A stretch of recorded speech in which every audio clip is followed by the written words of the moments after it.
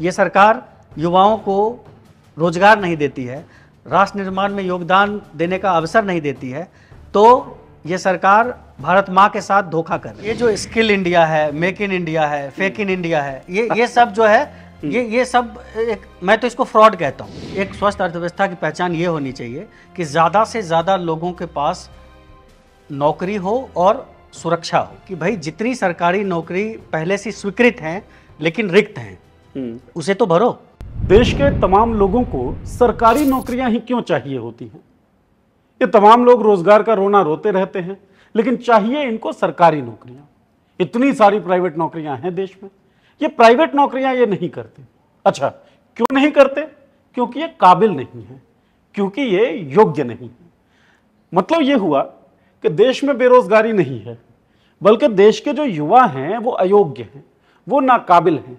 और इस राष्ट्रीय रहस्य का उद्घाटन किया है सुधीर चौधरी जी ने अपने एक शो में। तो क्या देश के युवा सच में अयोग्य हैं, नाकाबिल हैं? और क्या देश में सच में बेरोजगारी कोई समस्या नहीं है? इन मुद्दों पर बातचीत हम करेंगे प्रशांत जी से, जो युवा हल्ला बोल से ताल्लुक रखते हैं। लगातार कई सालों से ये जो संस्थान है युवा हल्ला बोल, प्रशांत खुद ये युवाओं के मुद्दे को उठाते रहे हैं और रोजगार के लिए काम करते रहे हैं। तो हमें लगा कि पूछें कि जब आप देश भर में घूमते हैं प्रशांत, और युवाओं के अलग अलग भर्तियों के मुद्दे उठाते हैं, आप रोजगार के बारे में सवाल पूछते हैं सरकारों से, क्या आपको यह एहसास नहीं हुआ कि सच में यार ये युवा अयोग्य तो बड़े हैं, नाकाबिल हैं, इनके लिए नौकरियों के लिए क्या संघर्ष करना? देखिए, इसमें दो बातें हैं। एक तो ये आम भ्रांति है या ये जनरल चर्चा में होता है कि भाई सबको सरकारी ही नौकरी क्यों चाहिए। सबसे पहली बात तो आज तक हम लोगों ने कभी नहीं कहा है कि सबको सरकारी नौकरी चाहिए, और न ही किसी अभ्यर्थी ने ऐसा कहा है कि सबको सरकारी नौकरी चाहिए, क्योंकि ये तो बिल्कुल ही बेकार की बातें हैं कि भाई सबको सरकारी नौकरी क्यों चाहिए। ये तो हो ही नहीं सकता, ये संभव नहीं है। तो हम लोग क्या कह रहे हैं? हम लोग ये कह रहे हैं कि भाई जितनी सरकारी नौकरी पहले से स्वीकृत हैं लेकिन रिक्त हैं उसे तो भरो। ये तो मांग कर सकते हैं ना। जो पद सरकार ने खुद ही निकाल रखे हैं कि भैया इन पे भर्तियां होनी हैं, उनको तो भरा जाए।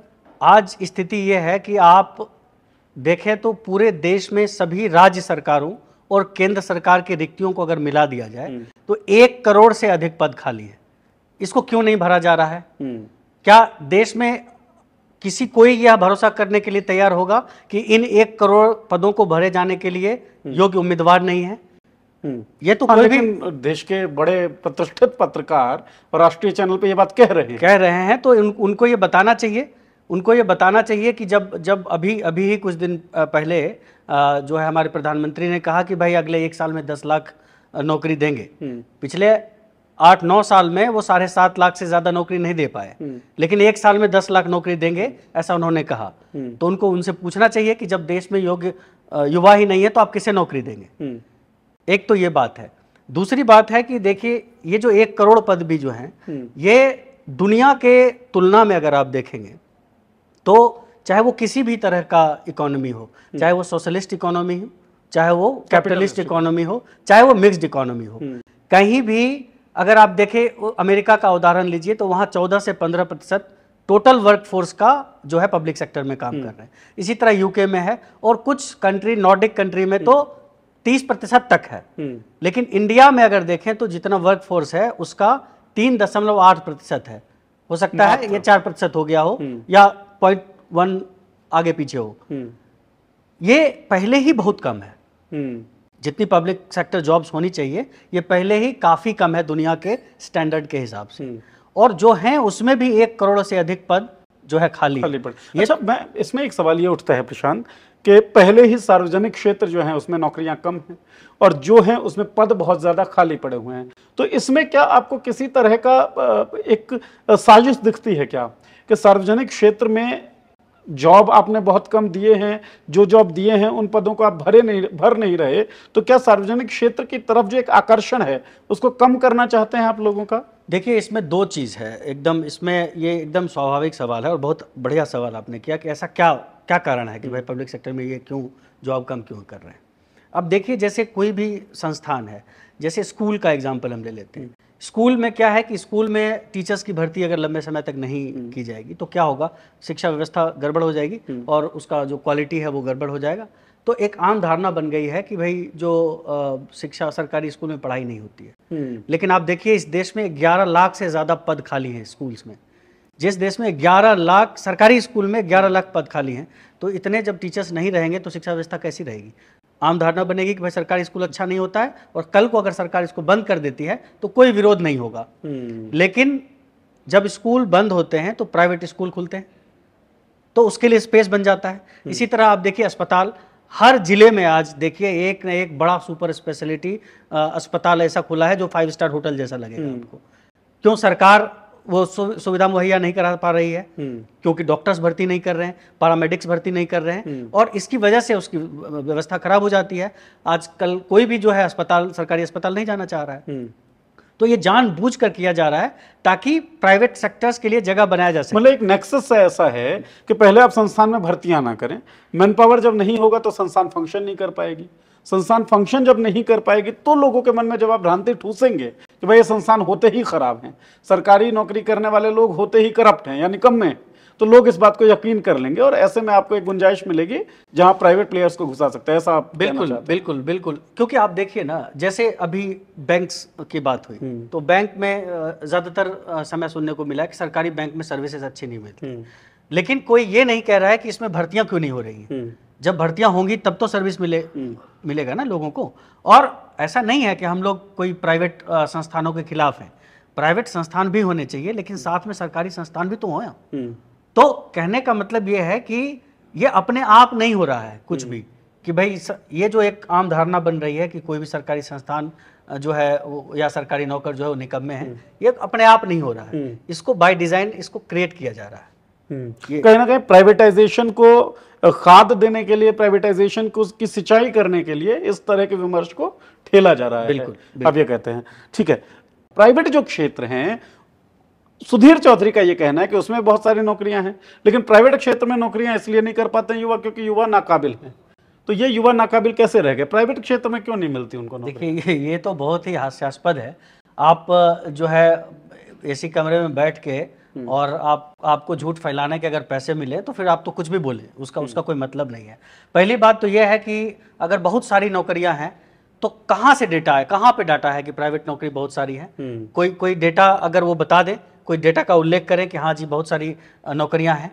पहली बात तो इसका कोई डेटा उपलब्ध नहीं है। आप रिसर्च करने बैठ जाएं कि कितनी नौकरियां अभी जो है पार्लियामेंट में पूछ दिया जाए कि पिछले 5 साल में कितनी नौकरियां दी गई हैं, तो आज भी मैं कहीं पढ़ रहा था, उटपटांग सा सवाल जवाब आया। इसका कोई आंकड़ा कहीं उपलब्ध नहीं है।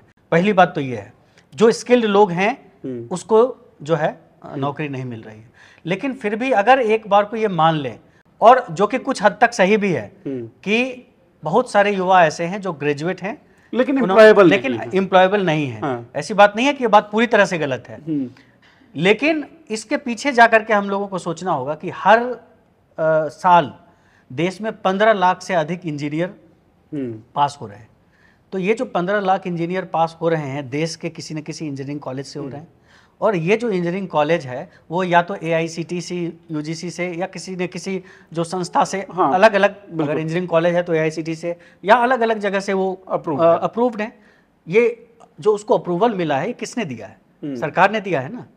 तो फिर आप क्यों इतने बच्चे क्यों पास हो रहे हैं? और वो पास हो रहे हैं तो फिर एम्प्लॉयबल क्यों नहीं है?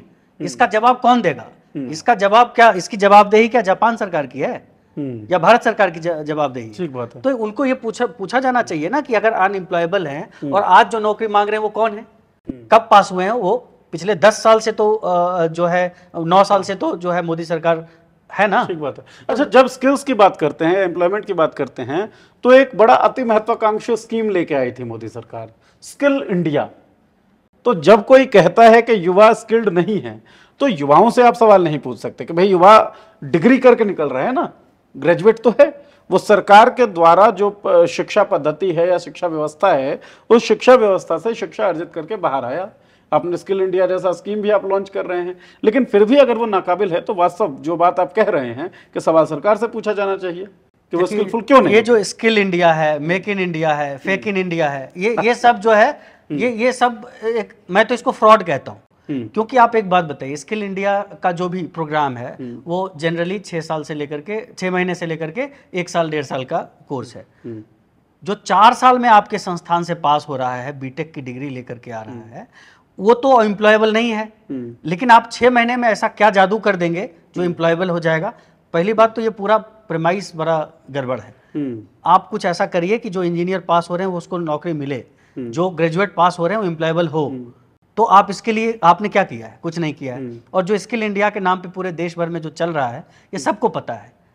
और स्किल इंडिया अगर आपका सही था तो आप इसका आंकड़े क्यों नहीं दे रहे हैं कि हर साल इतने स्किल्ड हुए और इतने जो है एम्प्लॉयड हुए? वो कहाँ गए हैं? कहाँ उनको एम्प्लॉयमेंट मिली है? पर अगर युवा स्किलफुल नहीं है तो वो जो स्किल इंडिया चलाने वाले लोग हैं वो कहे ना कि भैया हमने स्किलफुल किया है, तुम ऐसा कैसे कह सकते हो? अच्छा, इसी में और इसका मतलब ये भी हुआ, मैं एक चीज जोड़ दूं कि ये फेल है ना। फिर आप जो 6 साल से आप बेवकूफ जो बन रहे हो युवाओं को, वो तो फिर आपका फेल है। एक जब आंकड़ों की बात हम कर रहे थे कि आंकड़े कहाँ हैं कि नौकरियां प्राइवेट सेक्टर में कितनी है, आपने कहा कि आप रिसर्च करने बैठेंगे तो आपको नंबर ऑफ वैकेंसीज नहीं मिलेंगी जो प्राइवेट क्षेत्र प्रोवाइड करता है लोगों को कि भैया इतनी नौकरियां हमारे पास हैं। हम तो जब पढ़ते हैं गूगल पे तो आजकल हम ले ऑफ्स देख रहे हैं, और बड़ी बड़ी कंपनियां, चाहे वो मेटा हो, चाहे वो अमेजन हो, एक बेन कंपनी कंसल्टिंग ग्रुप है बेन, हर बड़ी से बड़ी कंपनियां, TCS, जितनी भी बड़ी कंपनियां, तमाम कंपनियां ले ऑफ्स कर रही हैं। इन कंपनियों के अलावा कुछ एक कंपनियां जैसे उबर, ओला, जोमेटो, स्विगी, ये गिग इकोनॉमी भी फॉर्म करती हैं। तो ये ले ऑफ जब दे रही हैं, उन लोगों की सिक्योरिटी कोई नहीं है, जॉब सिक्योरिटी कोई नहीं है, और जो गिग इकोनॉमी है इसमें लोग काफ़ी त्रस्त दिखते हैं। ब्लिंकिट का उदाहरण हमारे सामने है, जब डिलीवरी पार्टनर्स जो है उनके पास है नहीं और पूरी जो उनकी सर्विस है वो ठप हो गई। इसको किस तरीके से आप देखते हैं? देखिए, एक तो ये जो पूरा जो जॉब का जो सिनेरियो है, ये एक अलग ही जो है विपरीत दिशा में बढ़ रहा है, जहाँ ऐसा होना चाहिए था कि जब एक अर्थव्यवस्था और एक स्वस्थ अर्थव्यवस्था की पहचान क्या होनी चाहिए? एक स्वस्थ अर्थव्यवस्था की पहचान ये होनी चाहिए कि ज़्यादा से ज़्यादा लोगों के पास नौकरी हो और सुरक्षा हो। सुरक्षा का मतलब नौकरी में जब वो कर रहे हो तो उनके पास, या रोजगार कर रहे हो तो उनके पास एक सुरक्षा की भावना हो। धीरे धीरे पहले क्या होता था कि पहले पक्की नौकरियां होती थी, उसमें जो है आपका जो है तरह तरह की सुविधाएं थी, आपका PF कट रहा है, बाकी सारी चीज़ें हो रही। फिर वो धीरे धीरे आजकल संविदाकरण बढ़ रहा है, जिसको कॉन्ट्रैक्ट पे जो है जॉब देने की, आप देखिए हर जगह ये बढ़ रहा है। अग्निपथ जैसे स्कीम आ गए देश में, सेना तक को ठेके में पे देने की बात हो गई।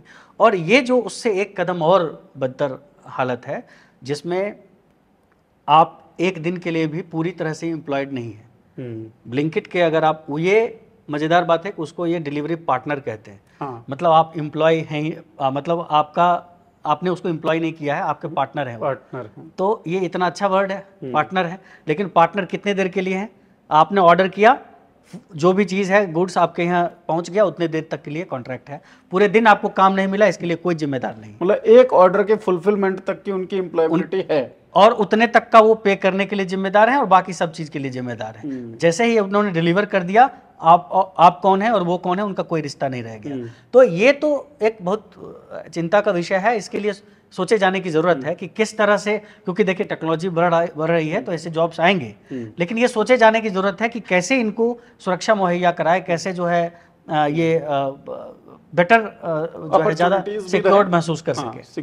ठीक है प्रशांत, ये जो विमर्श ठेले जाते हैं कि लोगों को सरकारी नौकरियां ही क्यों चाहिए, या फिर युवा नाकाबिल हैं इसलिए इनको नौकरियां नहीं मिल पा रही हैं, इस बात के आलोक में कि सरकारी पद जो हैं वो खाली पड़े हुए हैं देश में, प्राइवेट नौकरियां जो हैं उसमें से लगातार लोग निकाले जा रहे हैं, गिग इकोनॉमी बहुत विकराल स्वरूप जो है वो धारण कर चुका है, क्या आपको नहीं लगता, क्योंकि अभी अभी संयुक्त युवा मोर्चा इसका आप लोगों ने गठन किया है और काफी ज्यादा असर उसका दिख रहा था, काफी सारे संगठनों ने उसको सपोर्ट किया, तो आपको लगता है इस विमर्श के ठेले जाने में और संयुक्त मोर्चा के गठन में कोई संबंध है? बिल्कुल संबंध है। देखिए, जब भी हम लोगों ने कुछ भी किया है, अभी देखिए इससे पहले जब अग्निपथ, ये रेलवे NTPC का आंदोलन हुआ था, तो उस समय भी ये लेकर के आ गए कि सबको सरकारी नौकरी ही क्यों चाहिए।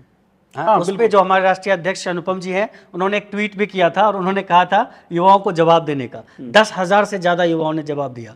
तो कहने का मतलब ये है कि ये कोई संयोग नहीं है कि कल इन्होंने ये जो ब्लैक एंड व्हाइट कार्यक्रम कर रहे हैं, ब्लैक एंड व्हाइट नहीं, मुझे तो ग्रे नजर आ रहा है। तो ये अपने आप नहीं हुआ है। बीते 3 अप्रैल को अनुपम जी के न्योते पे 113 संगठन आए देश भर से, और उन सब ने मिलकर एक साझा जो है आंदोलन खड़ा करने का निर्णय लिया है। तो ये कहीं ना कहीं इसका एक असर है, इनको समझ में आ रही है ये चीज़ें, और ये सब बरगलाने से बात अब बनेगी नहीं।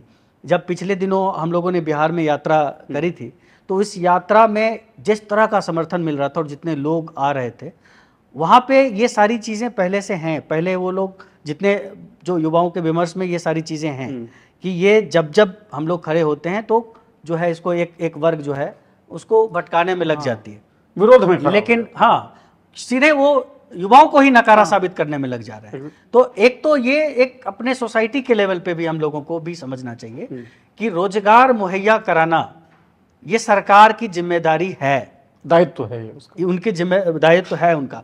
तो ये एक समाज के स्तर पे भी समझना चाहिए, क्योंकि हमारे घर परिवार में भी ऐसा होता है कि अगर किसी को जॉब नहीं मिला है तो जनरली ये समझा जाता है कि ये नालायक है। वो ये नहीं देखेंगे कि भाई अगर कॉलेज ही गड़बड़ है तो वो किसकी जिम्मेदारी है। ठीक बात। या इनको जॉब नहीं मिल रहा, कितनी अपॉर्चुनिटीज हैं। अगर कहीं दूर मान लीजिए 500 वैकेंसी निकल गया किसी पीसीएस में, किसी में, उसमें किसी न किसी का हो गया, तो उसका उदाहरण देके जो है युवाओं को जलील किया जाता है कि भाई उसका हो गया, तुम्हारा नहीं हुआ यानी तुम नालायक हो। ये नहीं देखा जा रहा है कि चाहे बैंक हो, एसएससी हो, रेलवे हो, सब में जो है हर दिन वैकेंसी घटती जा रही है, लगातार घट रही है। और सिर्फ सरकारी नौकरी की बात नहीं है, आप देखिए लेबर फोर्स पार्टिसिपेशन रेट जो है वो भी घटता जा रहा है। ये तो बढ़ना चाहिए ना। वो क्यों घटता जा रहा है? वो इसलिए घटता जा रहा है क्योंकि इतनी ज्यादा जॉब नहीं मिल रही है, इससे निराशा है। बड़ी खबर है कि हम इस वक्त विश्व के सबसे ज्यादा जनसंख्या वाले देश हैं, लेकिन हमारा लेबर फोर्स पार्टिसिपेशन जो है वो लगातार श्रिंक हो रहा है, वो लगातार घट रहा है। और ये श्रिंक जो है ये सबसे बड़ा उदाहरण है कि हताशा किस तरह से बढ़ गई है। और ये हताशा आपको देखिए आए दिन देखने को मिलता है कि 2 घंटे में 3 आत्महत्याएं हो रही हैं। पहले हम लोग किसानों की आत्महत्या की बात सुनते थे, और अब जो है युवाओं की आत्महत्या हो रही है। तो मैं तो ये कहता हूं कि भाई जिस देश में युवाओं को डेमोग्राफिक डिविडेंड कहा जा रहा है, उनको अगर नौकरी नहीं दी जाएगी, उनको अगर रोजगार नहीं दिया जाएगा, तो वो डेमोग्राफिक डिजास्टर बन जाएंगे। और ये लोग जो है बात बात पे राष्ट्र का नाम लेते हैं, ये तो फर्जी राष्ट्रवादी लोग हैं ना, कि भाई राष्ट्र किससे मिलकर के बना है? युवाओं से मिलकर इस देश नागरिकों से तो बना है। और उस नागरिक को अगर आप राष्ट्र निर्माण में भागीदारी योगदान देने का अगर आप वंचित करते हैं, तो ये तो राष्ट्र के साथ धोखा है। मैं तो कहता हूं कि अगर ये सरकार युवाओं को रोजगार नहीं देती है, राष्ट्र निर्माण में योगदान देने का अवसर नहीं देती है, तो ये सरकार भारत माँ के साथ धोखा कर रही है। ठीक। संयुक्त युवा मोर्चा जो आपने बनाया है, इसका फ्यूचर प्लान क्या रहने वाला है? किस तरीके से आप लोग आगे प्रोसीड करने वाले हैं? क्योंकि चुनाव भी आने वाले हैं, चुनाव में कई तरह के आश्वासन, कई तरह के वादे किए जाएंगे। 2 करोड़ रोजगार प्रतिवर्ष का एक नारा तो अब तक युवा वेट ही कर रहे हैं कि कब वो फलीभूत होगा। तो चुनावी वर्ष क्योंकि लगभग आ चुका है, इसमें ये जो संयुक्त युवा मोर्चा है, इसके आगे की प्लानिंग क्या रहने वाली है, और युवाओं की इस लड़ाई को किस तरीके से आगे आप लोग बढ़ेंगे? देखिए, अभी जो शुरुआती बैठक हुई थी, शुरुआती बैठक में इतने सारे संगठन साथ में आए। अभी भी लगातार जितने भी लोग, जितने भी साथी इसमें आए थे, वो सब अपने अपने स्तर पे और भी ज़्यादा समूहों को, भर्ती समूहों को, संगठनों को इसमें शामिल करने के लिए अपने अपने स्तर पे प्रयास कर रहे हैं, और काफ़ी बढ़िया उत्साहजनक जो है परिणाम इसके सामने आ रहे हैं। इसकी जब अगली बैठक होगी, अभी शुरुआती बातचीत ये एक रफ खाका खींचा गया कि हम लोग जगह जगह पे युवा महापंचायत करेंगे, और जो 4 डिमांड हम लोगों ने रखी है, जिसमें कि सबसे पहला डिमांड ये है कि जितने भी रिक्त पद हैं देश में, उस रिक्त पद को इमीडिएटली भरा जाए, और उसको भरने के लिए एक हमने मॉडल कोड ऑफ एग्जाम दिया है कि भाई नोटिफिकेशन निकले और परिणाम है वो एक तय सीमा में हो। हाँ। तो विज्ञप्ति से लेकर नियुक्ति तक 9 महीने में पूरी हो। अच्छा, ये 9 महीने का समय है। एक तो ये मांग है। दूसरी मांग इसमें ये है कि जितने भी सरकारी संपत्ति हैं, खास करके जो स्ट्रेटेजिक महत्व की चीजें हैं, जो जैसे रेलवे है, बैंक है, ऐसी चीज़ों को जो निजीकरण धड़ल्ले से हो रहा है, इसका निजीकरण नहीं, इसको मोडानीकरण, जो है हमारे अध्यक्ष अनुपम जी, इसको मोडानीकरण का नाम इन्होंने दिया है। और जो है क्योंकि कुछ ही लोगों के हाथ में ये संपत्तियां जा रही हैं, तो इस मोडानीकरण को तुरंत रोका जाए, लगाम लगे। और तीसरा डिमांड जो है अग्निपथ जैसे जो ठेके पे चीजें दी जा रही हैं उस पे थोड़ा नियंत्रण हो, कि जो भी पेरेनियल नेचर का जॉब है, जो पूरे साल का जॉब है, उस पे जो है उसको ठेके पर ना दिया जाए और अग्निपथ जैसे स्कीम को बंद किया जाए। और जो सबसे महत्वपूर्ण एक मांग है कि जो राइट टू एम्प्लॉयमेंट का बात है, कि हर वयस्क को अपने घर के आसपास 50 किलोमीटर के रेडियस में जॉब का मौका मिले, काम का मतलब ये उसका अधिकार हो, ये उसका अधिकार हो। जैसे अभी अगर आप देखें, खास करके मैं बिहार से आता हूँ, बिहार से लोग जो मिनिमम वेज पे काम करने के लिए 2,500-3,000 हजार किलोमीटर दूर जाते हैं। उत्तर प्रदेश से लोग मिनिमम वेजेज पे काम करने के लिए, ये नहीं कि कोई बढ़िया जॉब है, कोई बढ़िया जो है सैलरी मिल रही है, उसके लिए नहीं, मजदूर माइग्रेट हो रहे हैं जो मिनिमम वेजेज पे काम कर रहे हैं। जब रिक्शा ठेला चलाने के लिए लोगों को अपने घर से दूर क्यों जाने की जरूरत पड़नी चाहिए?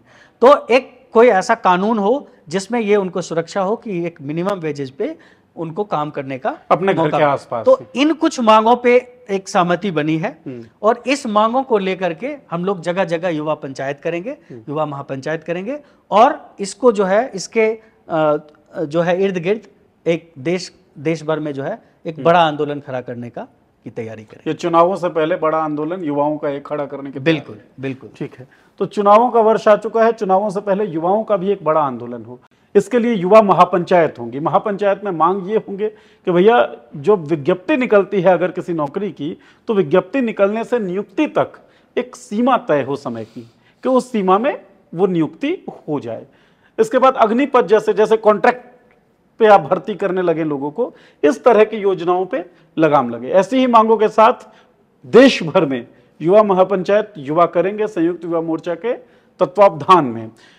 और एक बड़ी खास बात इन्होंने कही कि जो ये विमर्श ठेले जाते हैं कि सरकारी नौकरी करने वाले लोग निकम्मे होते हैं, तमाम लोगों को सरकारी नौकरियां ही क्यों चाहिए, या फिर युवा नाकाबिल हैं, रोजगार तो बहुत सारे हैं, ये विमर्श इसी तरह के संयुक्त युवा मोर्चा की तरह के आंदोलन जब होने लगते हैं, जब युवाओं में आंदोलन की एक अंगड़ाई लेने लगती है, तो उसको कमजोर करने के लिए विमर्श ठेले जाते हैं। ये प्रायोजित विमर्श है। बिल्कुल। हमारे साथ बातचीत कर रहे थे प्रशांत कुमार जी, बहुत बहुत धन्यवाद सर आपका। जी, शुक्रिया।